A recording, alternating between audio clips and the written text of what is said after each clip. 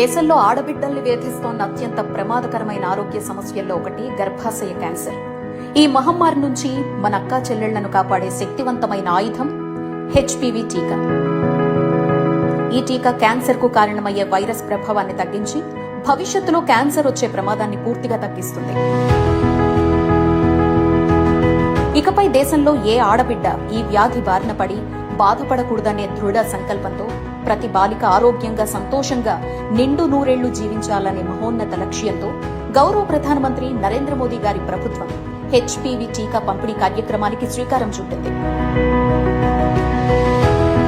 ఫిబ్రవరి 28వ తేదీ నుంచి దేశవ్యాప్తంగా అన్ని ప్రభుత్వ ఆరోగ్య కేంద్రాల్లో 14 నుంచి 15 సంవత్సరాల బాలికలకు ఈ టీకా అందించబడుతుంది. మనకు తెలిసిన ప్రతి బాలిక ఈ టీకా తీసుకునేలా ప్రోత్సహిద్దాం. ఆడబిడ్డల్ని గర్భాశయ క్యాన్సర్ నుంచి కాపాడుకుందాం.